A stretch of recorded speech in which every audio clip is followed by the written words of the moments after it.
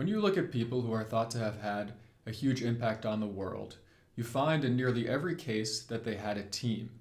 They had a group of people with whom they worked closely and who played a critical role in helping them to achieve the things that they're given credit for. Buddha had his 10 principal disciples, Plato had his academy, and Charlemagne had his court, just to name a few. Why is this? Why do you find that these exceptional individuals in every case had a team that they worked closely with? It suggests that a team is necessary. And I think that's for a fundamental reason. Human beings, no matter how exceptional they are limited. They have only so much time, and there are only so many skills that they can develop. And to achieve great things, a lot needs to be done, and many skills are required to do it. Too much for a single individual. And so, as a result, in order to achieve great things, you need a group of people, each of whom is tackling a different part of the problem and who has developed certain skills to a very high level. Now, not only do you need this group of people, you also need them to be closely coordinated with each other. And this is because these grand world-changing projects have huge interdependencies. This sets a certain limit on the size of the core team. If you look at different examples, it seems that the limit is around 10 or 12. And if you look into your own experience at different teams that you've been a part of, you can see how as you increase the size of the team, it becomes harder and harder for it to work well together, to work closely together, and for everyone involved to have a strong relationship. Different exceptional people have shown a recognition of this fact.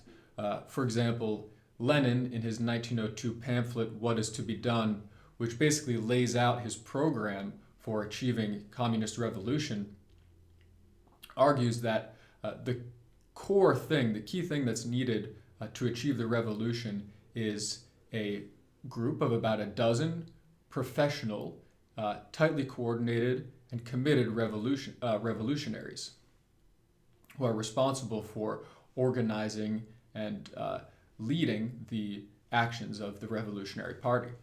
This important fact that great people need teams is, I think, underappreciated. People that I meet often have grand ambitions, but their plans for achieving them don't really involve ever having a team. They think that they can do it alone. This misconception, I think, is for a variety of reasons. For one, it's just simpler to attribute credit for a particular achievement to one person rather than a group of people. It's easier for us to think about. Secondly, I think we like the idea. We like the idea that one person could be so skilled and so powerful that they can, on their own, change the world. So, what's the practical upshot of all this for you? For one, if you see a person who you think has the potential to have a huge effect on the world, to even change history, you should always ask, do they have a team? If they don't have a team, then no matter how exceptional they are, there's a limit on what they can do.